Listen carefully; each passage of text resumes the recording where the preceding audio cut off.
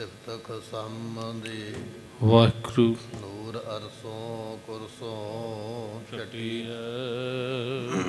ਤੁਧ ਡਿਠੇ ਸੱਚੇ ਮਲ ਜਨਮ ਜਨਮ ਦੀ ਕਟੀ ਹੈ। ਏਕ ਓੰਕਾਰ ਸਤਿਗੁਰੂ ਇਹ ਪ੍ਰਸਾਦ ਹੋਏ। ਵਾਹਿਗੁਰੂ ਜੀ ਕੀ ਫਤਿਹ ਹੈ। ਵਿਗਨ ਵਿਨਾਸ਼ਨ ਹੋਏ। ਸ੍ਰੀ ਵਾਹਿਗੁਰੂ ਜੀ ਕੀ ਫਤਿਹ ਹੈ। ਵਿਗਨ ਵਿਨਾਸ਼ਨ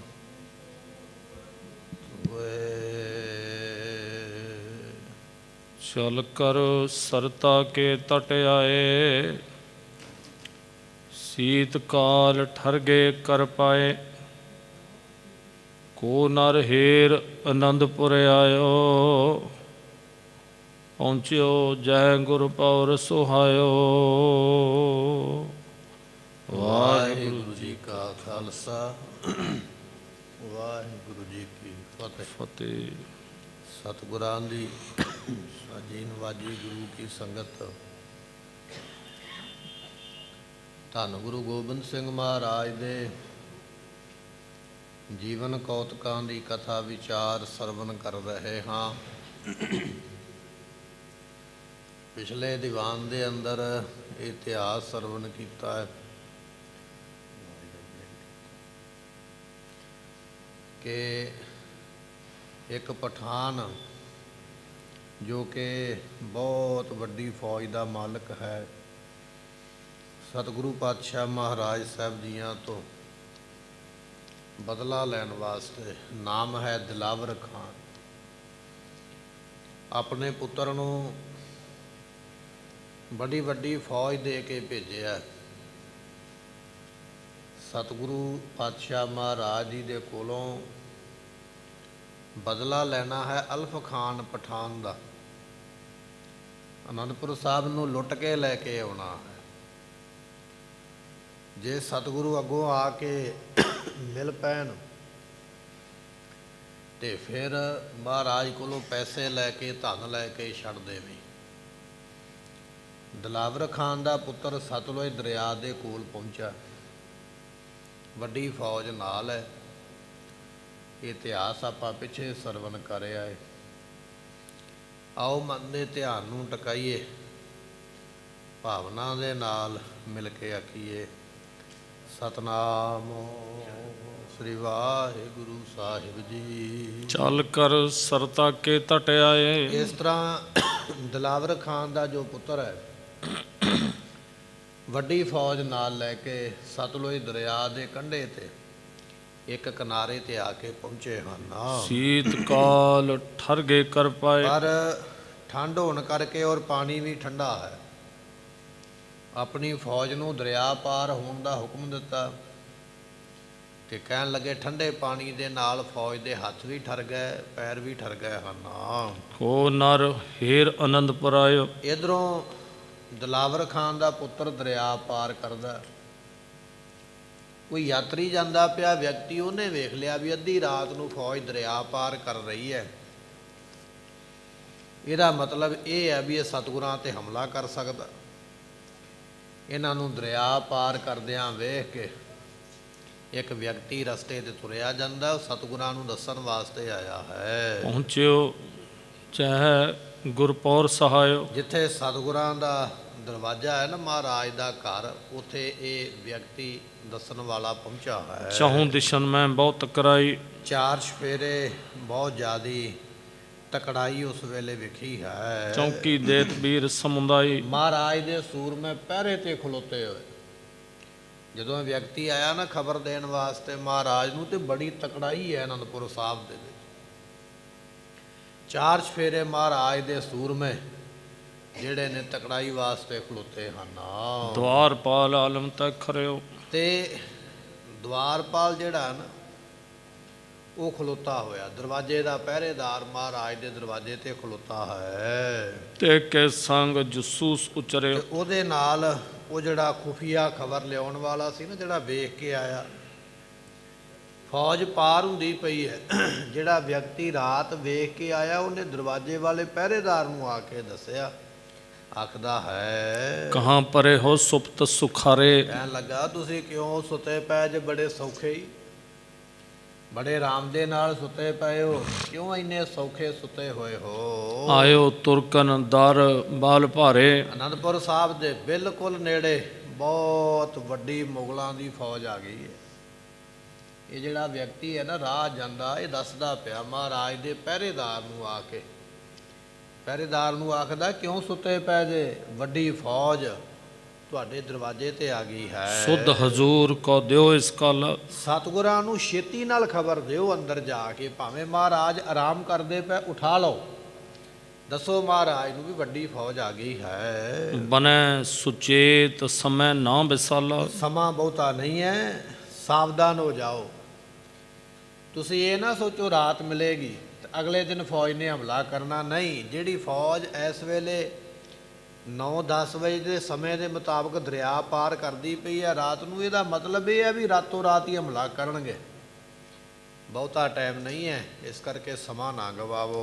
ਸੁਨ ਆਲਮ ਦਲ ਕੋ ਆਗਵਨੁ। ਉਹ ਜਿਹੜਾ ਸਿੱਖ ਸੀ ਨਾ ਭਾਈ ਆਲਮ ਪਹਿਰੇਦਾਰ, ਵੀ ਦੁਸ਼ਮਣ ਦੀ ਫੌਜ ਚੜ੍ਹ ਕੇ ਆ ਗਈ ਹੈ, ਤੂਰਨ ਪ੍ਰਵਿਸ਼ਿਓ ਅੰਤਰ ਭਵਨੁ। ਤੇ ਘਰ ਦੇ ਅੰਦਰ ਚਲਾ ਗਿਆ ਪਹਿਰੇਦਾਰ ਮਹਾਰਾਜ ਦਾ ਸਿੱਖ ਦੱਸਣ ਵਾਸਤੇ। ਕਰਨਾ ਸਿੰਧ ਪ੍ਰਿਯੰਕ ਸੁਹਾਏ। ਸਤਿਗੁਰੂ ਕਿਰਪਾ ਦੇ ਸਮੁੰਦਰ ਨੇ, ਧੰਨ ਗੁਰੂ ਗੋਬਿੰਦ ਸਿੰਘ ਮਹਾਰਾਜ ਜੀ ਆਪਣੇ ਪਲੰਘੇ ਦੇ ਉੱਪਰ ਆਰਾਮ ਕਰਨ ਵਾਸਤੇ ਬਰਾਜੇ ਹੋਏ ਹਨ। ਉਤੇ ਮਹਾ ਸੁਖ ਮੈਂ ਸੁਪਤਾਏ। ਤੇ ਸਤਿਗੁਰੂ ਬੜੀ ਮੌਜ ਦੇ ਵਿੱਚ ਬੜੇ ਆਨੰਦ ਨਾਲ ਸੁੱਤੇ ਪਏ।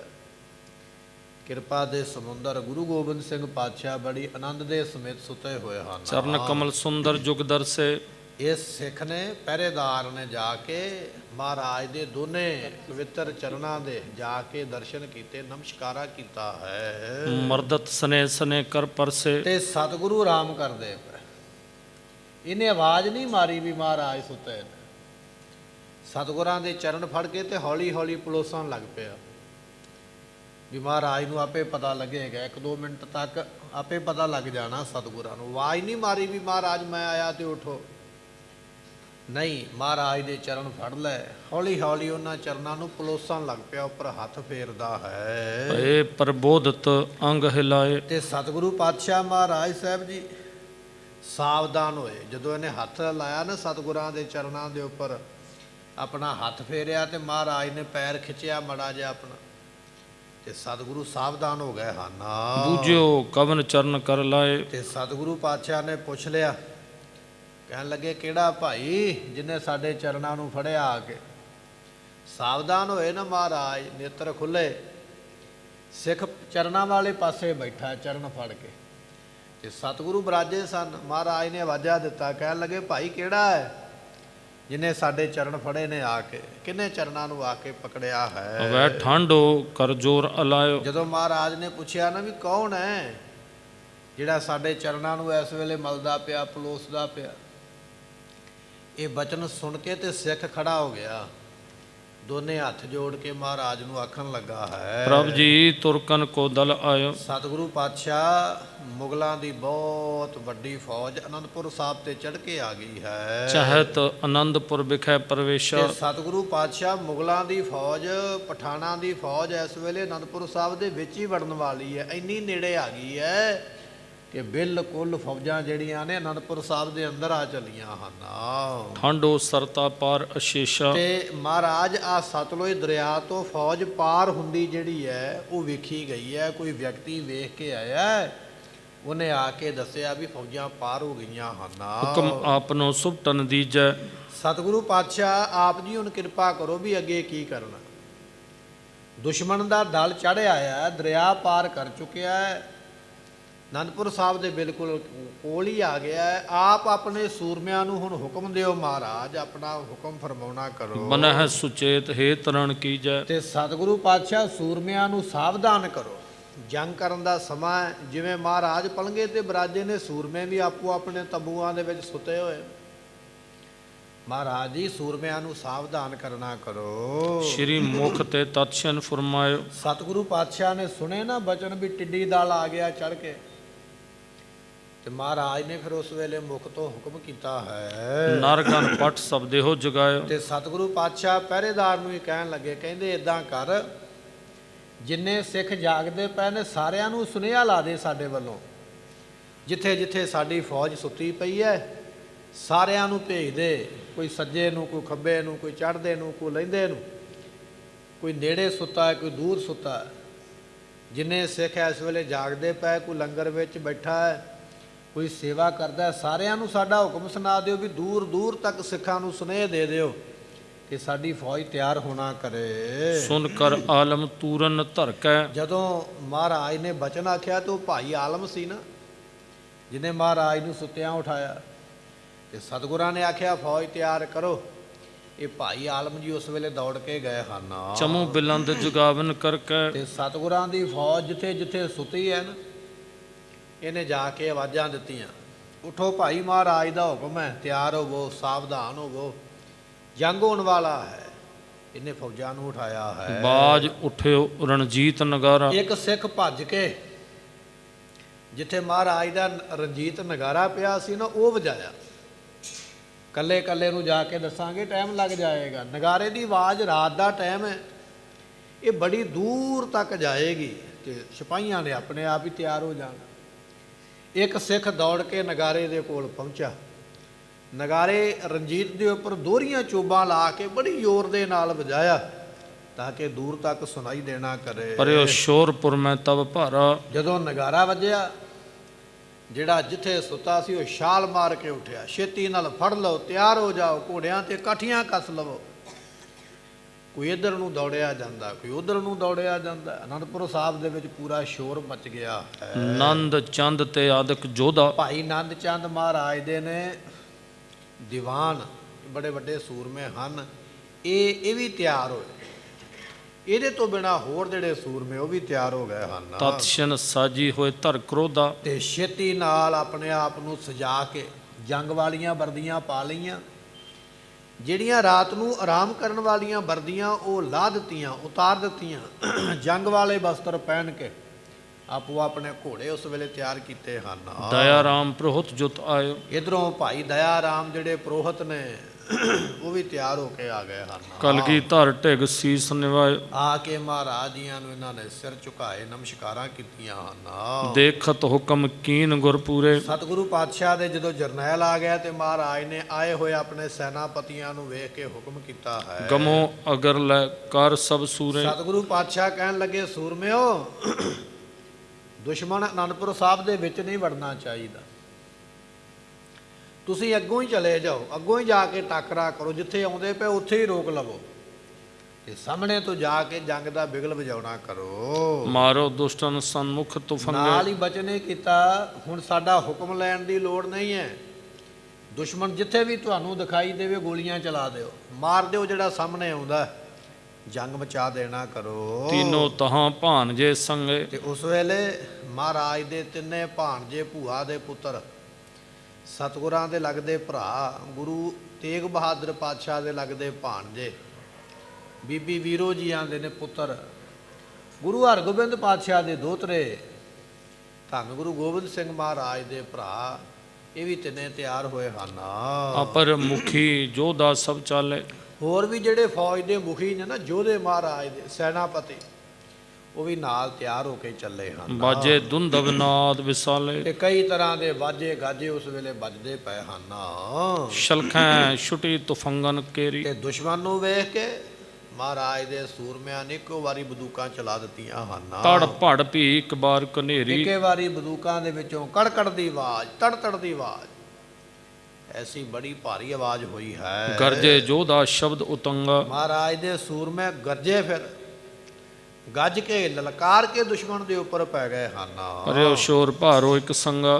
ਤੇ ਕਹਿਣ ਲੱਗੇ ਵੀ ਇਸ ਤਰ੍ਹਾਂ ਇਕੱਠਾ ਹੀ ਸ਼ੋਰ ਹੋਇਆ। ਇੱਕੇ ਵਾਰੀ ਬੰਦੂਕ ਦੇ ਵਿੱਚੋਂ ਗੋਲੀ ਚੱਲਣ ਦਾ ਖੜਾਕ, ਇੱਕੇ ਵਾਰੀ ਲਲਕਾਰਨ ਦਾ ਖੜਾਕ, ਇੱਕੋ ਵਾਰੀ ਬੋਲਣ ਦਾ ਆਵਾਜ਼ ਹੁੰਦਾ ਹੈ। ਨਿਕਸੇ ਵੈਰ ਨਗਰ ਤੇ ਤਬੈ। ਇਸ ਤਰ੍ਹਾਂ ਮਹਾਰਾਜ ਦੇ ਸੂਰਮੇ ਤਿਆਰ ਬਰ ਤਿਆਰ ਹੋ ਕੇ ਜੰਗ ਲੜਨ ਵਾਸਤੇ ਅਨੰਦਪੁਰ ਸਾਹਿਬ ਤੋਂ ਬਾਹਰ ਨਿਕਲੇ ਹਨ। ਸ਼ਲਕ ਤੁਫੰਗਨ ਕੀ ਕਰ ਸਬੈ। ਤੇ ਕਹਿਣ ਲੱਗੇ ਸਾਰਿਆਂ ਨੇ ਪਹਿਲਾਂ ਬੰਦੂਕਾਂ ਦੇ ਵਿੱਚੋਂ ਗੋਲੀਆਂ ਚਲਾਈਆਂ ਹਨ।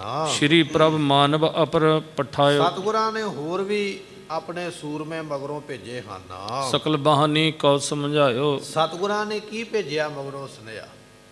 ਮਹਾਰਾਜ ਦੇ ਸੂਰਮੇ ਚੱਲ ਪਏ ਅਨੰਦਪੁਰ ਸਾਹਿਬ ਤੋਂ ਬਾਹਰ ਨੂੰ, ਵੀ ਦੁਸ਼ਮਣ ਨੂੰ ਅੱਗੋਂ ਆਉਣ ਤੋਂ ਰੋਕਣਾ, ਤੇ ਬੰਦੂਕਾਂ ਵਿੱਚੋਂ ਗੋਲੀਆਂ ਪਹਿਲਾਂ ਹੀ ਚਲਾ ਦਿੱਤੀਆਂ।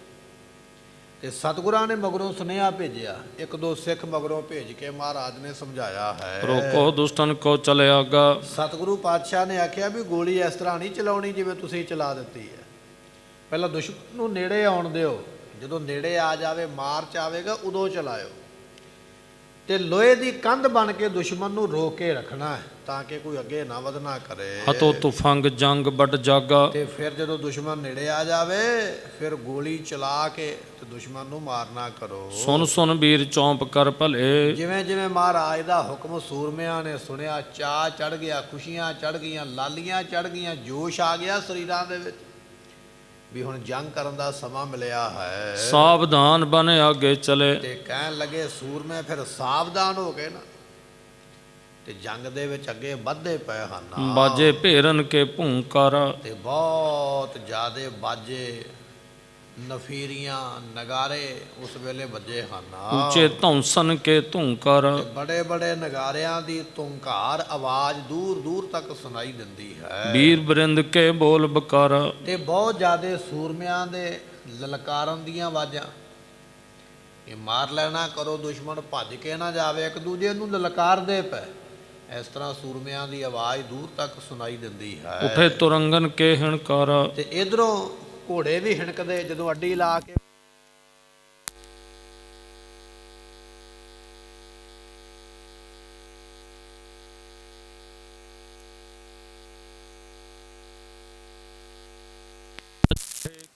ਇੱਕੇ ਵਾਰੀ ਕਹਿਣ ਲੱਗੇ ਬੰਦੂਕਾਂ ਵਿੱਚੋਂ ਗੋਲੀ ਚੱਲਦੀ ਤੇ ਉਹਦੀ ਬਹੁਤੀ ਆਵਾਜ਼ ਹੁੰਦੀ ਹੈ। ਉਠਿਓ ਨਾਦ ਸਰਤਾ ਕੋ ਪਾਰਾ। ਤੇ ਕਹਿਣ ਲੱਗੇ ਵੀ ਇੰਨਾ ਭਾਰੀ ਆਵਾਜ਼ ਹੋਇਆ ਵੀ ਦਰਿਆ ਤੋਂ ਪਾਰ ਆਵਾਜ਼ ਸੁਣਾਈ ਦਿੰਦਾ। ਜਿੱਧਰੋਂ ਆਉਂਦਾ ਪਿਆ ਨਾ ਦਿਲਾਵਰ ਖਾਨ ਦਾ ਪੁੱਤਰ ਚੜ ਕੇ, ਇਹ ਆਵਾਜ਼ ਮਹਾਰਾਜ ਦੇ ਸੂਰਮਿਆਂ ਦਾ ਉਹਦੇ ਤੱਕ ਸੁਣਾਈ ਦਿੰਦਾ ਹੈ। ਇੱਕ ਤੋ ਸੀਤ ਕਾਲ ਵੱਡ ਪਾਰਾ। ਗੁਰਮੁਖੋ, ਇੱਕ ਤੇ ਰਾਤ ਠੰਡੀ ਸੀ, ਠੰਡ ਦਾ ਦਿਨ ਸੀ ਤੇ ਠੰਡ ਦੀ ਰਾਤ ਹੈ, ਤੇ ਰਾਤ ਨੂੰ ਸੀਤਕਾਲ ਠੰਡੀ ਹਵਾ ਚੱਲਦੀ ਪਈ ਹੈ, ਬਰਫੀਲੀ ਹਵਾ ਚੱਲਦੀ ਹੈ, ਠੰਡ ਦੇ ਦਿਨ ਹਨ।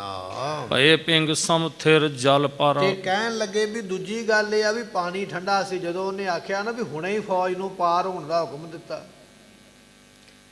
ਠੰਡੀ ਰਾਤ ਹੈ, ਠੰਡੀ ਹਵਾ ਚੱਲਦੀ ਹੈ, ਬਰਫੀਲੀ ਹਵਾ, ਠੰਡਾ ਪਾਣੀ, ਫੌਜ ਵਿੱਚੋਂ ਦੀ ਜਦੋਂ ਲੰਘੀ ਪਾਣੀ ਦੇ, ਤੇ ਉਹ ਵਿਚਾਰੇ ਸੋਨੀ ਹੋ ਗਏ, ਉਹਨਾਂ ਦੇ ਹੱਥ ਪੈਰ ਸੁੰਨ ਹੋ ਗਏ, ਨਾ ਹੱਥ ਕੰਮ ਕਰਦੇ ਨਾ ਪੈਰ ਕੰਮ ਕਰਦੇ ਹਨ। ਹਾਥ ਪਾਵ ਜੜ ਸਮ ਹੋਏ ਗਏ। ਉਹਨਾਂ ਦੇ ਹੱਥ ਪੈਰ ਜਿਵੇਂ ਕੋਈ ਮੰਨ ਲਓ ਵੀ ਪੱਥਰ ਦਾ ਬੁੱਤ ਹੋਵੇ ਨਾ, ਤੇ ਪੱਥਰ ਦੇ ਬੁੱਤ ਦਾ ਹੱਥ ਨਹੀਂ ਹਿਲਦਾ ਨਾ ਪੈਰ ਹਿਲਦਾ। ਇਹ ਫੌਜ ਜਿਹੜੀ ਏਡੀ ਵੱਡੀ ਹੈ, ਹੱਥ ਪੈਰ ਠਰਨ ਦੇ ਨਾਲ ਬੁੱਤਾਂ ਵਰਗੇ ਹੀ ਬਣ ਗਏ, ਨਾ ਹੱਥ ਚੱਲੇਗਾ ਨਾ ਪੈਰ ਚੱਲਣਗੇ, ਨਾ ਜੰਗ ਮੈਦਾਨ ਵਿੱਚ ਭੱਜ ਸਕਦੇ ਨਾ ਤਲਵਾਰ ਚਲਾ ਸਕਦੇ। ਲਲਾ ਬੇਗ ਨਾਮ ਦਾ ਪਠਾਨ ਹੋਇਆ, ਕਾਬਲ ਦਾ ਸੂਬੇਦਾਰ ਹੈ, ਤੇ ਬਾਦਸ਼ਾਹ ਸ਼ਾਹਜਹਾਨ ਨੇ ਇਸ ਨੂੰ ਭੇਜਿਆ ਵੀ ਜਾ ਗੁਰੂ ਹਰਗੋਬਿੰਦ ਪਾਤਸ਼ਾਹ ਨੂੰ ਗ੍ਰਿਫਤਾਰ ਕਰਕੇ ਲਿਆ। ਫੌਜ ਕਿੰਨੀ ਚਾਹੀਦੀ ਹੈ? ਤੇ ਲਲਾ ਬੇਗ ਨੇ ਆਖਿਆ ਵੀ ਮੈਨੂੰ 35,000 ਦੀ ਗਿਣਤੀ ਦੀ ਫੌਜ ਚਾਹੀਦੀ ਹੈ, ਬੜੀ ਵੱਡੀ ਫੌਜ। ਇੰਨੀ ਵੱਡੀ ਫੌਜ ਤੇ ਇੱਕ ਰਾਜਾ ਦੂਜੇ ਰਾਜੇ ਤੇ ਚੜਾਉਂਦਾ ਜਦੋਂ ਕਿਸੇ ਰਾਜ ਨੂੰ ਕਬਜ਼ੇ ਵਿੱਚ ਲੈਣਾ। ਕਾਬਲ ਦਾ ਸੂਬੇਦਾਰ ਲਲਾ ਬੇਗ 35,000 ਫੌਜ ਲੈ ਕੇ ਚੱਲਿਆ। ਖਬਰ ਮਿਲੀ ਵੀ ਮਹਾਰਾਜ ਇਸ ਵੇਲੇ ਗੁਰੂ ਕੇ ਮਹਾਰਾਜ ਦੀ ਧਰਤੀ ਬਠਿੰਡੇ ਦੇ ਨੇੜੇ ਨੇ। ਆਪਣੀ ਫੌਜ ਨੂੰ ਐਸਾ ਭਿਆਇਆ ਇਸ ਨੇ ਕਿ ਰਾਤੋਂ ਰਾਤ ਆਪਾਂ ਮਹਾਰਾਜ ਦੇ ਕੋਲ ਚਲੇ ਜਾਣਾ, ਜਾਂਦਿਆਂ ਹੀ ਜੰਗ ਕਰ ਦੇਣਾ। ਫੌਜ ਦੇ ਜਰਨੈਲ ਸਮਝਾਉਂਦੇ ਪਏ ਆਪਣੇ ਸੈਨਾਪਤੀ ਨੂੰ, ਲਲਾ ਬੇਗ ਨੂੰ, ਵੀ ਫੌਜ ਥੱਕ ਗਈ ਹੈ ਔਰ ਫੌਜ ਨੂੰ ਭੁੱਖ ਵੀ ਲੱਗੀ ਹੈ। ਭੁੱਖ ਲੱਗੀ ਹੋਈ ਫੌਜ, ਥੱਕੀ ਹੋਈ ਫੌਜ, ਠੰਡ ਵਿੱਚ ਠਰੀ ਹੋਈ ਫੌਜ, ਇਹਨਾਂ ਨੂੰ ਹੁਣੇ ਜੰਗ ਵਿੱਚ ਨਾ ਧੱਕ। ਆਪਾਂ ਮਹਾਰਾਜ ਤੋਂ ਪਿੱਛੇ ਬੈਠ ਜਾਈਏ, ਪਹਿਲਾਂ ਪ੍ਰਸ਼ਾਦਾ ਪਾਣੀ ਛਕੀਏ, ਅੱਗ ਬਾਲੀਏ, ਇਹ ਅੱਗ ਸੇਕ ਲੈਣ। ਅੱਜ ਨਹੀਂ ਜੰਗ ਹੋਵੇਗਾ ਤੇ ਕੱਲ੍ਹ ਨੂੰ ਹੋ ਜਾਏਗਾ। ਤੇ ਜਿੱਤ ਤਾਂ ਹੋਣੀ ਹੈ। ਜੇ ਆਪਾਂ ਹੁਣੇ ਥੱਕੀ ਫੌਜ ਨੂੰ ਹਮਲੇ ਦਾ ਹੁਕਮ ਦੇ ਦਿੱਤਾ, ਇਹਨਾਂ ਤੋਂ ਕੁਝ ਨਹੀਂ ਹੋਣਾ। ਪਰ ਲੱਲਾ ਬੇਗ ਦੇ ਮਨ ਵਿੱਚ ਬੜਾ ਹੰਕਾਰ ਹੈ ਵੀ ਮੈਂ ਕਾਬਲ ਦਾ ਸੂਬੇਦਾਰ ਤੇ ਮੈਂ ਬੜੀਆਂ ਜੰਗਾਂ ਜਿੱਤੀਆਂ ਤੇ ਮਹਾਰਾਜ ਮੇਰੇ ਸਾਹਮਣੇ ਕੁਝ ਵੀ ਨਹੀਂ ਮੰਨੀ ਆਪਣੇ ਸਿਪੇ ਸਲਾਰਾਂ ਦੀ ਗੱਲ, ਸੈਨਾਪਤੀਆਂ ਦੀ ਗੱਲ ਨਹੀਂ ਮੰਨੀ ਹੈ। ਨਾ ਫੌਜ ਨੂੰ ਅੱਗ ਸੇਕਣ ਦਾ ਹੁਕਮ ਹੋਇਆ, ਨਾ ਰੋਟੀ ਖਾਣ ਦਾ ਤੇ ਨਾ ਹੀ ਆਰਾਮ ਕਰਨ ਦਾ। ਰਾਤੋਂ ਰਾਤ ਇਸ ਨੇ ਜੰਗ ਸ਼ੁਰੂ ਕਰਾ ਦਿੱਤਾ। ਲੱਲਾ ਬੇਗ ਦੀ ਸਾਰੀ ਫੌਜ ਰਾਤੋਂ ਰਾਤ ਹੀ ਮਾਰੀ ਗਈ, ਆਪ ਵੀ ਮਾਰਿਆ ਗਿਆ, ਜੰਗ ਵਿੱਚੋਂ ਹਾਰ ਪੈ ਗਿਆ।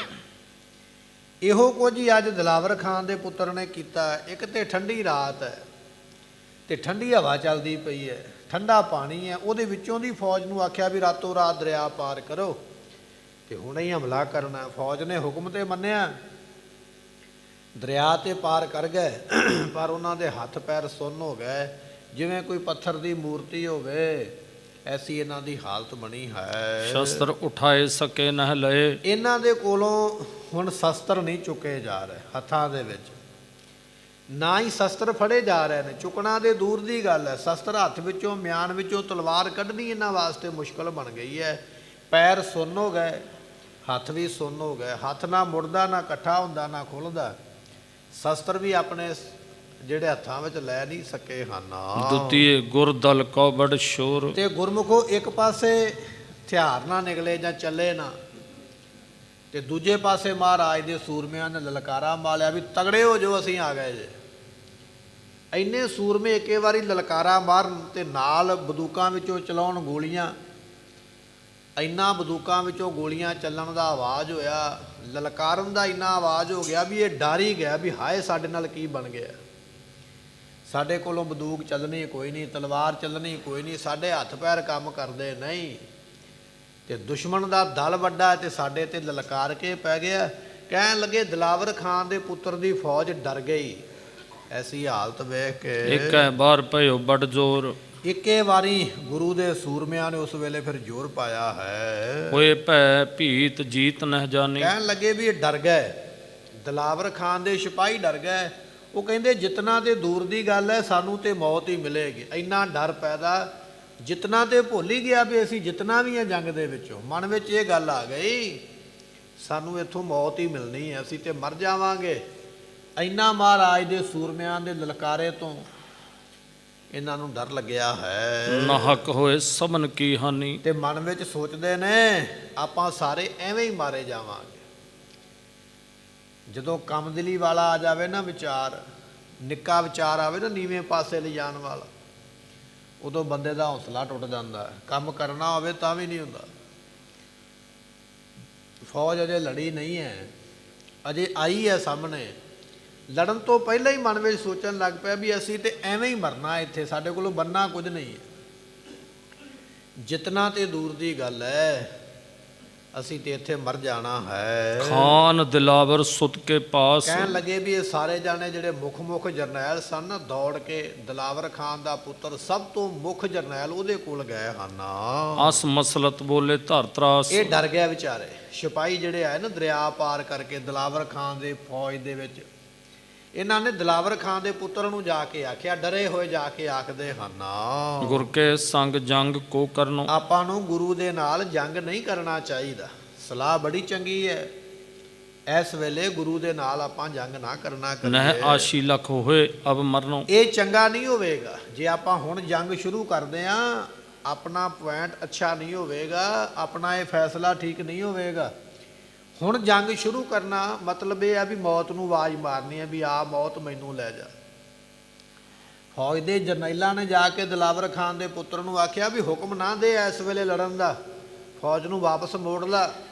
ਇਸ ਵੇਲੇ ਜੰਗ ਵਿੱਚ ਲੜਨਾ ਤੇ ਸਮਝ ਲਓ ਕਿ ਮੌਤ ਨੂੰ ਆਪ ਗਲੇ ਲਾਉਣਾ ਹੈ। ਸੁਨ ਹੋਏ ਤਨ ਪਾਰੇ ਪਰੇ। ਦੱਸਿਆ ਫੌਜ ਨੇ ਆਪਣੀ ਹਾਲਤ ਦੱਸੀ ਆਪਣੇ ਕਮਾਂਡਰ ਨੂੰ ਵੀ ਸਾਡੇ ਤੇ ਹੱਥ ਸੁੰਨ ਹੋ ਗਿਆ ਠੰਡ ਦੇ ਨਾਲ। ਘੋੜਿਆਂ ਦੀਆਂ ਲਗਾਮਾਂ ਖਿੱਚਦਿਆਂ ਹੋਇਆਂ ਹੱਥ ਹਵਾ ਵੱਜਣ ਕਰਕੇ, ਠੰਡਾ ਪਾਣੀ ਲੱਗਣ ਕਰਕੇ ਸਾਡੇ ਹੱਥ ਸੁੰਨ ਹੋ ਗਏ ਨੇ ਤੇ ਸਾਡੇ ਪੈਰ ਵੀ ਸੁੰਨ ਹੋ ਗਏ ਨੇ। ਨਾ ਸਾਡੇ ਕੋਲੋਂ ਤੁਰਿਆ ਜਾਣਾ, ਨਾ ਸਾਡੇ ਕੋਲੋਂ ਸ਼ਸਤਰ ਚੱਲਣਾ ਹੈ। ਸ਼ਸਤਰ ਨਾ ਉਠਾਏ ਊਚ ਕਰ ਕਰੇ। ਅਤੇ ਨਾ ਅਸੀਂ ਸ਼ਸਤਰ ਉੱਪਰ ਚੁੱਕ ਸਕਦੇ ਹਾਂ। ਹੁਣ ਉੱਪਰ ਚੁੱਕਾਂਗੇ ਤੇ ਤਾਂ ਹੀ ਥੱਲੇ ਮਾਰਾਂਗੇ ਨਾ। ਜਦੋਂ ਤਾਂ ਹੀ ਨਾ ਚੱਕਿਆ ਗਿਆ ਤੇ ਥੱਲੇ ਕੀ ਮਾਰਨਾ ਹੈ। ਅਸੀਂ ਸ਼ਸਤਰ ਨਹੀਂ ਚਲਾ ਸਕਦੇ, ਅਸੀਂ ਠੰਡ ਵਿੱਚ ਠਰ ਗਏ ਹਾਂ। ਸਰਤਾ ਵਿਖੇ ਬਰੈ ਜਿਸ ਕਾਲ। ਜਦੋਂ ਆਪਾਂ ਨਦੀ ਦੇ ਵਿੱਚ ਵੜੇ ਆ, ਸਤਲੁਜ ਦਰਿਆ ਨੂੰ ਪਾਰ ਕਰਨ ਦਾ ਜਦੋਂ ਤੁਸੀਂ ਹੁਕਮ ਦਿੱਤਾ ਹੈ, ਬਿਨ ਹੀ ਮਾਰੇ ਹੋਏ ਭਟਕਾਲ। ਤੇ ਅਸੀਂ ਬਿਨਾਂ ਮਾਰਨ ਤੋਂ ਉਦੋਂ ਹੀ ਮਰ ਗਏ ਸੀ। ਜਦੋਂ ਤੂੰ ਹੁਕਮ ਦਿੱਤਾ ਸੀ ਨਾ ਵੀ ਫੌਜ ਹੁਣੇ ਦਰਿਆ ਪਾਰ ਕਰੇ, ਤੇਰਾ ਹੁਕਮ ਨਹੀਂ ਹੋਇਆ, ਉਹ ਸਾਡੇ ਵਾਸਤੇ ਮੌਤ ਹੈ। ਅਸੀਂ ਦਰਿਆ ਦੇ ਪਾਰ ਕਰ ਲਿਆ, ਪਰ ਬਿਨਾਂ ਮਾਰਨ ਤੋਂ ਸਮਝ ਲਾ ਵੀ ਮਰ ਗਏ। ਇੰਨੇ ਅਸੀਂ ਠੰਡ ਵਿੱਚ ਠਰੇ ਹਾਂ। ਕਿਉਂ ਨਾਹਕ ਦੇਤੇ ਹੋ ਪ੍ਰਾਨ। ਅਤੇ ਕਿਉਂ ਆਪਾਂ ਹੁਣ ਆਪਣੇ ਪ੍ਰਾਣ ਦਈਏ। ਇੱਕ ਤਾਂ ਹੁੰਦਾ ਨਾ ਵੀ ਜਾਨ ਦੇ ਕੇ ਕੁਝ ਨਾ ਕੁਝ ਬਣੇ। ਮੰਨ ਲਓ ਵੀ ਆਪਣਾ 100-200 ਸਿਪਾਹੀ ਮਰ ਵੀ ਜਾਵੇ, ਪਰ ਆਪਾਂ ਜੰਗ ਵਿੱਚ ਜਿੱਤ ਪ੍ਰਾਪਤ ਕਰ ਦਈਏ, ਫਿਰ ਤੇ ਚਲੋ ਠੀਕ ਹੈ ਵੀ ਇੰਨਿਆਂ ਦੀ ਬਲੀ ਹੋ ਗਈ, ਜੰਗ ਜਿੱਤ ਗਏ। ਦਿਸਦਾ ਪਿਆ ਵੀ ਜੰਗ ਆਪਾਂ ਜਿੱਤਣੀ ਨਹੀਂ, ਤੇ ਫਿਰ ਆਪਾਂ ਮਰਨਾ ਵੀ ਕਿਉਂ ਹੈ। ਇਹ ਤੇ ਨਾਹਕ ਐਵੇਂ ਆਪਣੇ ਪ੍ਰਾਣ ਦੇਣ ਵਾਲੀ ਗੱਲ ਹੈ। ਉਤ ਤੇ ਪਹੁੰਚੀ ਸੈਨ ਮਹਾਨ। ਨਾਲੇ ਇਹਨਾਂ ਨੇ ਦੱਸਿਆ ਮਹਾਰਾਜ ਦੀ ਫੌਜ ਵੱਡੀ ਹੈ, ਸ਼ਸਤਰਾਂ ਦੇ ਨਾਲ ਤਿਆਰ ਹੋ ਕੇ ਸਾਹਮਣੇ ਆ ਗਏ ਹਨ। ਜਿਸ ਮੈਂ ਉੱਚੀ ਪਰੀ ਪੁਕਾਰ। ਤੇ ਉਸ ਫੌਜ ਵਿੱਚ ਬੜੀ ਪੁਕਾਰ ਹੈ। ਭਾਵੇਂ ਸੂਰਮੇ ਥੋੜੇ ਹੀ ਹੋਣ ਨਾ, ਜਦੋਂ ਇੱਕ ਆਖਦਾ ਨਾ ਬੋਲੇ ਸੋ ਨਿਹਾਲ, ਤੇ ਬਾਕੀ ਸਾਰੇ ਰਲ ਕੇ ਸਤਿ ਸ੍ਰੀ ਅਕਾਲ। ਹੁਣ ਰਾਤ ਖਲੋਤੀ ਹੋਈ ਹੈ, ਸ਼ਾਂਤੀ ਦਾ ਸਮਾਂ। ਜਦੋਂ ਸਾਰਿਆਂ ਨੇ ਇਕੱਠਾ ਜਕਾਰਾ ਛੱਡਿਆ, ਦੁਸ਼ਮਣ ਨੂੰ ਇਸ ਤਰ੍ਹਾਂ ਲੱਗਿਆ ਵੀ ਪਤਾ ਨਹੀਂ ਕਿੰਨੇ ਹਜ਼ਾਰਾਂ ਦੀ ਗਿਣਤੀ ਵਿੱਚ ਅਗਲੇ ਬੰਨੇ ਖੜੇ ਨੇ ਸਾਨੂੰ ਮਾਰਨ ਵਾਲੇ। ਮਹਾਰਾਜ ਦੇ ਸੂਰਮਿਆਂ ਦਾ ਉੱਚੀ ਆਵਾਜ਼ ਸੁਣ ਕੇ, ਜਕਾਰਾ ਸੁਣ ਕੇ, ਇਹਨਾਂ ਨੇ ਆਖਿਆ ਜਾ ਕੇ, ਕਹਿਣ ਲੱਗੇ ਨਾ ਲੜੀਏ, ਮਹਾਰਾਜ ਦੀ ਫੌਜ ਵੱਡੀ ਹੈ ਤੇ ਬਿਲਕੁਲ ਉਹ ਤਿਆਰ ਨੇ। ਆਪਾਂ ਠਰੇ ਹੋਏ ਹਾਂ ਠੰਡ ਦੇ ਨਾਲ। ਅੱਧੀ ਰਾਤ ਦਾ ਸਮਾਂ, ਉਹ ਆਪਣੇ ਇਲਾਕੇ ਦੇ ਭੇਤੀ ਨੇ, ਆਪਾਂ ਨੂੰ ਪਤਾ ਨਹੀਂ ਵੀ ਆਪਾਂ ਖਲੋਤੇ ਕਿੱਥੇ ਆ। ਰਾਤ ਦੇ ਹਨੇਰੇ ਵਿੱਚ ਕੁਝ ਨਹੀਂ ਹੋਣਾ, ਆਪਾਂ ਲੜਾਂਗੇ, ਆਪਣੀ ਜਾਨ ਜਾਣੀ ਹੈ। ਆਪਾਂ ਨਾ ਲੜੀਏ। ਇਹ ਫੌਜ ਦੇ ਜਰਨੈਲਾਂ ਨੇ ਆਪਣੇ ਵੱਲੋਂ ਇੱਕ ਵਾਸਤਾ ਪਾਇਆ ਹੈ। ਕੋ ਜਾਣ ਹੈ ਹੋਏ ਕਿਤਕ ਹਜ਼ਾਰ। ਇੱਕ ਨੇ ਬੋਲ ਕੇ ਪਠਾਨ ਨੇ ਆਖਿਆ, ਕਹਿਣ ਲੱਗਾ ਦਿਲਾਵਰ ਖਾਨ ਦੇ ਪੁੱਤਰਾ, ਇਹ ਨਹੀਂ ਪਤਾ ਵੀ ਮਹਾਰਾਜ ਦੇ ਨਾਲ ਹਜ਼ਾਰਾਂ ਦੀ ਗਿਣਤੀ ਵਿੱਚ ਸੂਰਮੇ ਨੇ ਕਿ ਲੱਖਾਂ ਦੀ ਗਿਣਤੀ ਵਿੱਚ। ਹਨੇਰੇ 'ਚ ਕੀ ਪਤਾ ਲੱਗਦਾ। ਇਸ ਵੇਲੇ ਇਕੱਲੀ ਆਵਾਜ਼ ਹੀ ਕੰਨਾਂ ਨੂੰ ਸੁਣਾਈ ਪੈਂਦੀ ਪਈ ਹੈ। ਕੰਨਾਂ ਦੇ ਵਿੱਚ ਜਿਹੜੀ ਆਵਾਜ਼ ਸੁਣੀ ਹੈ ਨਾ ਬੰਦਿਆਂ ਦੇ ਬੋਲਣ ਦੀ ਜਾਂ ਜਕਾਰਾ ਛੱਡਣ ਦੀ, ਉਹਦੇ ਤੋਂ ਲੱਗਦਾ ਵੀ ਹਜ਼ਾਰਾਂ ਦੀ ਗਿਣਤੀ ਵਿੱਚ ਮਹਾਰਾਜ ਦੇ ਸੂਰਮੇ ਸਾਹਮਣੇ ਹਨ। ਸ਼ੀਨ ਲਹਿੰਗੇ ਲੈ ਹਥਿਆਰ। ਲੜਨਾ ਤੇ ਦੂਰ ਦੀ ਗੱਲ ਹੈ। ਅਸੀਂ ਤੈਨੂੰ ਦੱਸ ਦਈਏ, ਜੇ ਸਾਡੇ ਕੋਲੋਂ ਹੱਥੋਂ ਵੀ ਤਲਵਾਰ ਫੜ ਕੇ ਲੈ ਗਏ ਤੇ ਸਾਨੂੰ ਦੇਣੀ ਪੈਣੀ ਹੈ, ਕਿਉਂਕਿ ਸਾਡੇ ਕੋਲੋਂ ਚੱਲਣੀ ਨਹੀਂ।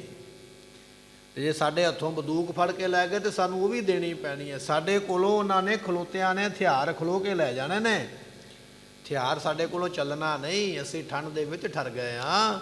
ਇਹ ਤੇ ਆਪਣੇ ਹਥਿਆਰ ਗਵਾਉਣ ਵਾਲੀ ਗੱਲ ਹੈ, ਲੁਟਾਉਣ ਵਾਲੀ ਗੱਲ ਹੈ। ਕਰੋ ਸਨਮੁਖ ਸੋ ਲਹਿ ਮਾਰ। ਜੇ ਆਪਾਂ ਸਾਹਮਣੇ ਹੋਵਾਂਗੇ, ਉਹਨਾਂ ਨੇ ਆਪਾਂ ਨੂੰ ਮਾਰ ਦੇਣਾ। ਆਪਣੇ ਹਥਿਆਰ ਉਹਨਾਂ ਨੇ ਖੋਹ ਲੈਣੇ, ਘੋੜੇ ਵੀ ਉਹਨਾਂ ਨੇ ਖੋਹ ਲੈਣੇ, ਗੋਲੀ ਸਿੱਕਾ ਬਰੂਦ ਵੀ ਉਹਨਾਂ ਨੇ ਖੋਹ ਲੈਣਾ। ਜੇ ਆਪਾਂ ਸਾਹਮਣੇ ਹੋਏ, ਇਹਦੇ ਵਿੱਚ ਆਪਣਾ ਡਾਢਾ ਨੁਕਸਾਨ ਹੈ। ਤੁਝ ਕੋ ਭਾਖੈ ਸਭ ਅਣਜਾਨ। ਤੇ ਅਸੀਂ ਸਾਰੇ ਇਹ ਗੱਲ ਦੱਸਦੇ ਹਾਂ, ਤੂੰ ਹੈ ਅਣਜਾਨ, ਤੂੰ ਪਹਿਲਾਂ ਕਦੇ ਜੰਗ ਨਹੀਂ ਲੜੇ। ਤੇਰੇ ਬਾਪ ਨੇ ਲੜੇ ਨੇ, ਵੱਖਰੀ ਗੱਲ ਹੈ।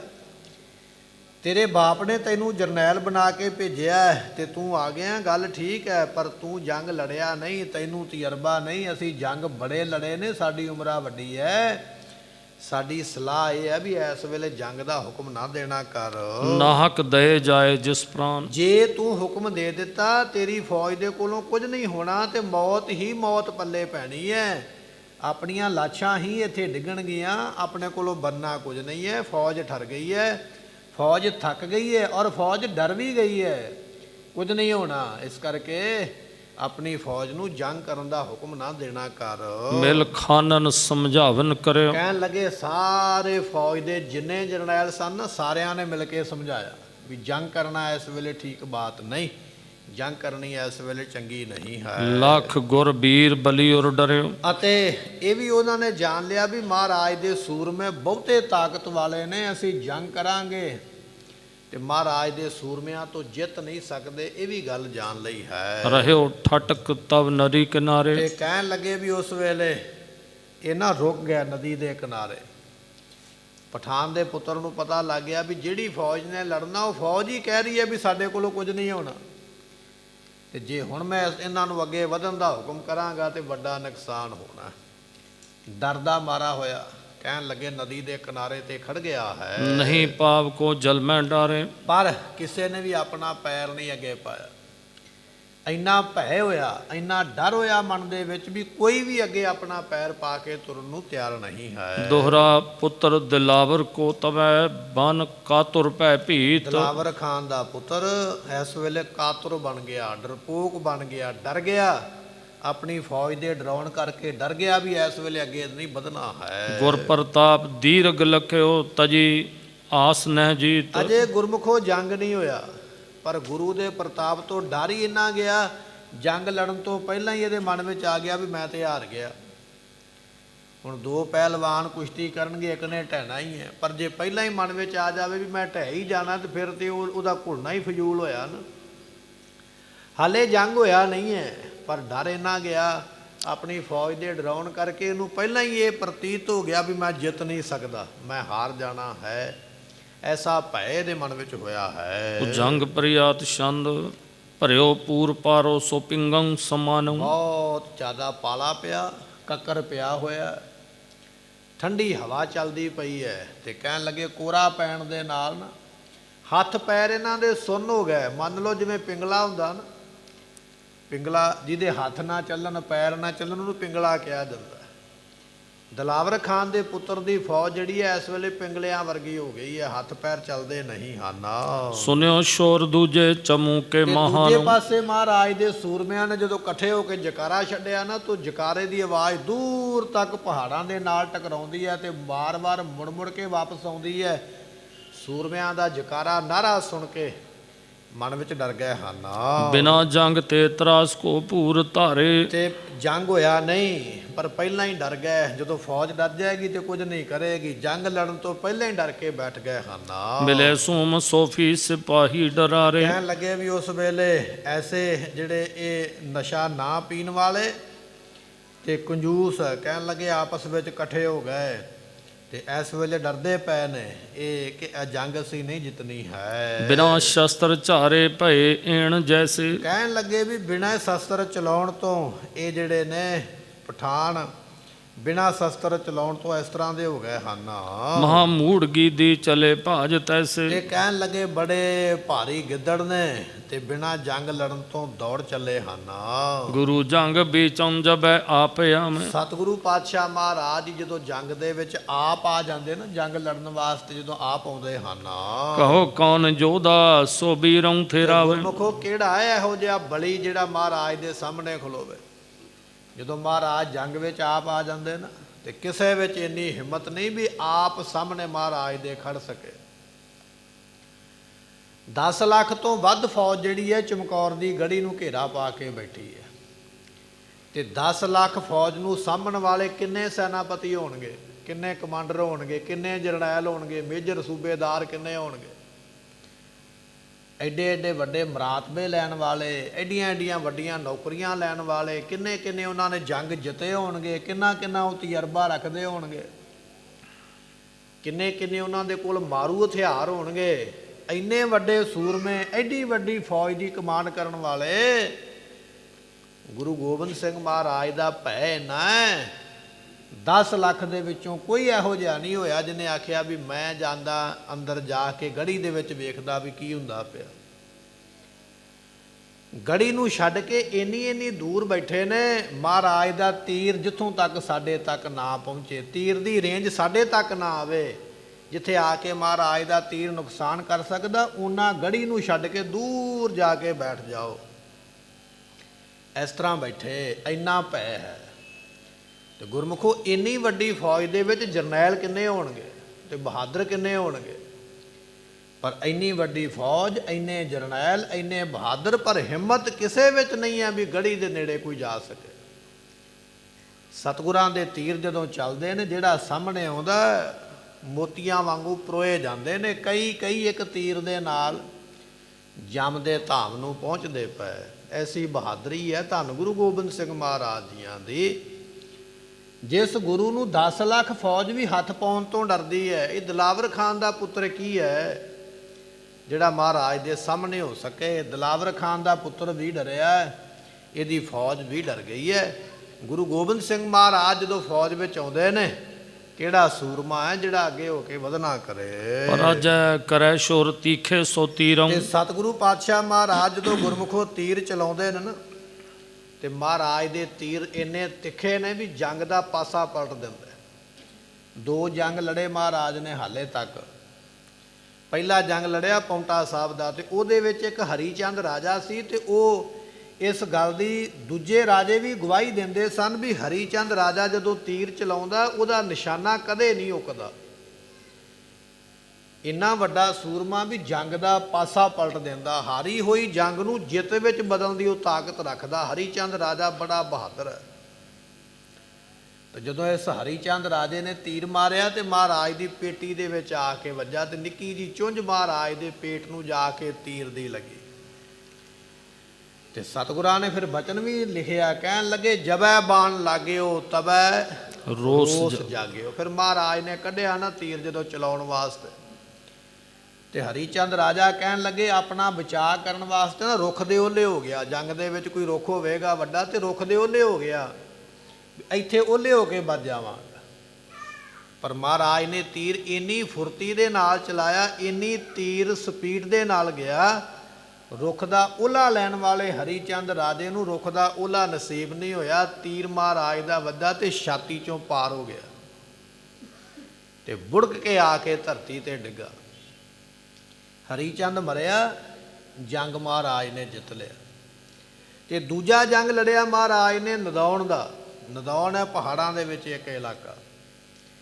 ਇਹਦੇ ਵਿੱਚ ਦਿਆਲਦਾਸ ਨਾਮ ਦਾ ਇੱਕ ਰਾਜਾ ਆਪਣੇ ਆਪ ਨੂੰ ਬੜਾ ਸੂਰਮਾ ਖਵਾਉਂਦਾ, ਤੇ ਇਕੱਲਾ ਹੀ ਜੰਗ ਦੇ ਵਿੱਚ ਅੜਿਆ ਹੋਇਆ। ਭੀਮਚੰਦ ਰਾਜੇ ਨੇ ਆ ਕੇ ਬੇਨਤੀ ਕੀਤੀ, ਧੰਨ ਗੁਰੂ ਗੋਬਿੰਦ ਸਿੰਘ ਮਹਾਰਾਜ ਜੀ, ਜਿੰਨਾ ਚਿਰ ਦਿਆਲ ਚੰਦ ਰਾਜਾ ਮਰਦਾ ਨਹੀਂ, ਜੰਗ ਨਹੀਂ ਆਪਾਂ ਜਿੱਤ ਸਕਦੇ।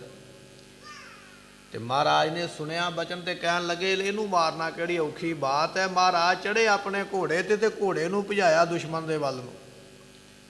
ਜਦੋਂ ਬਿਲਕੁਲ ਨੇੜੇ ਚਲੇ ਗਏ ਨਾ ਦਿਆਲ ਚੰਦ ਰਾਜੇ, ਤੇ ਮਹਾਰਾਜ ਕਹਿਣ ਲੱਗੇ ਆਪਣਾ ਵਾਰ ਕਰ ਲਾ, ਤੈਨੂੰ ਬਾਅਦ ਵਿੱਚ ਮੌਕਾ ਨਹੀਂ ਮਿਲਣਾ। ਇਹ ਨਾ ਤੇਰੇ ਮਨ ਵਿੱਚ ਵਿਚਾਰ ਰਹਿ ਜਾਵੇ ਵੀ ਮੈਨੂੰ ਮੌਕਾ ਹੀ ਨਹੀਂ ਮਿਲਿਆ। ਪਹਿਲਾਂ ਆਪਣਾ ਵਾਰ ਕਰ, ਜੇ ਅਸੀਂ ਕਰ ਦਿੱਤਾ ਤੇਰੇ ਮਨ ਦਾ ਵਿਚਾਰ ਮਨ 'ਚ ਰਹਿ ਜਾਣਾ, ਤੇਰੇ ਕੋਲ ਹੋਣਾ ਕੁਝ ਨਹੀਂ। ਇਸ ਰਾਜੇ ਨੇ ਆਪਣਾ ਵਾਰ ਕੀਤਾ, ਖਾਲੀ ਚਲਾ ਗਿਆ। ਮਹਾਰਾਜ ਨੇ ਕੀਤਾ ਤੇ ਰਾਜਾ ਪਾਰ ਬੋਲ ਗਿਆ, ਤੇ ਉਹ ਵੀ ਜੰਗ ਮਹਾਰਾਜ ਨੇ ਜਿੱਤ ਲਿਆ। ਇਤਿਹਾਸ ਦੇ ਮੁਤਾਬਕ ਹਾਲੇ 2 ਜੰਗ ਆਪਾਂ ਸਰਵਣ ਕੀਤੇ ਨੇ। ਵੈਸੇ ਮਹਾਰਾਜ ਨੇ 14 ਜੰਗ ਲੜੇ ਨੇ, ਪਰ ਦੋਵਾਂ ਜੰਗਾਂ ਦੇ ਵਿੱਚ ਬਹਾਦਰੀ ਮਹਾਰਾਜ ਦੀ ਇੰਨੀ ਹੈ ਵੀ ਦੂਰ ਦੂਰ ਤੱਕ ਧਾਕ ਪੈ ਗਈ ਮਹਾਰਾਜ ਦੇ ਨਾਮ ਦੀ, ਵੀ ਜਿਹੜਾ ਗੁਰੂ ਗੋਬਿੰਦ ਸਿੰਘ ਦੇ ਸਾਹਮਣੇ ਹੋਵੇਗਾ ਉਹ ਮੌਤ ਦੇ ਘਾਟ ਉਤਾਰਿਆ ਜਾਵੇਗਾ। ਹੁਣ ਇਹ ਦਿਲਾਵਰ ਖਾਨ ਦਾ ਪੁੱਤਰ ਹੈ, ਅਜੇ ਮਹਾਰਾਜ ਆਏ ਨਹੀਂ ਫੌਜ ਵਿੱਚ। ਮਹਾਰਾਜ ਤੇ ਆਪਣੇ ਮਹਿਲਾਂ ਵਿੱਚ ਨੇ, ਪਰ ਇਹਨੂੰ ਬੈਠਿਆਂ ਡਾਰੇ ਲੱਗਿਆ ਵੀ ਹੋ ਸਕਦਾ ਮਹਾਰਾਜ ਹੀ ਨਾ ਕਿਤੇ ਆ ਗਏ ਹੋ। ਤੇ ਜੇ ਮਹਾਰਾਜ ਆਪ ਆ ਗਏ ਜੰਗ ਦੇ ਵਿੱਚ, ਤੇ ਕਿਹੜਾ ਹੈ ਜਿਹੜਾ ਸਤਿਗੁਰਾਂ ਦਾ ਮੁਕਾਬਲਾ ਕਰ ਸਕੇ? ਨਹੀਂ ਕਿਸੇ ਨੇ ਕਰ ਪਾਉਣਾ ਹੈ। ਹਿਮੰ ਬੋਲਤੇ ਜਾਤ ਭਾਜੇ ਸੋ ਬੀਰੰ। ਅਤੇ ਇਸ ਤਰ੍ਹਾਂ ਲੱਗਦਾ ਹੈ ਜਿਵੇਂ ਮਹਾਰਾਜ ਸਾਹਿਬ ਜੀਆਂ ਦੇ ਤਿੱਖੇ ਤੀਰ ਚੱਲਣਗੇ ਤੇ ਮੇਰੇ ਸੂਰਮਿਆਂ ਨੇ ਭੱਜ ਜਾਣਾ ਹੈ। ਯਥਾ ਸ਼ੇਰ ਸੂਤੋ ਉਠੈ ਜਾਗ ਸੋਈ। ਕਹਿਣ ਲੱਗੇ ਸ਼ੇਰ ਭਾਵੇਂ ਗੁਰਮੁਖੋਂ ਸੁਤਾ ਹੋਵੇ ਨਾ, ਤੇ ਸੁੱਤੇ ਸ਼ੇਰ ਦੇ ਕੋਲ ਵੀ ਜਾਣਾ ਨਹੀਂ ਚਾਹੀਦਾ, ਬਚਾ ਹੀ ਰੱਖਣਾ ਚਾਹੀਦਾ। ਸ਼ੇਰ ਦਾ ਕੋਈ ਪਤਾ ਨਹੀਂ ਵੀ ਉਹਨੇ ਕਦੋਂ ਉੱਠ ਪੈਣਾ। ਸ਼ੇਰ ਨੇ ਕੋਈ ਅਲਾਰਮ ਤੇ ਨਹੀਂ ਨਾ ਲਾਇਆ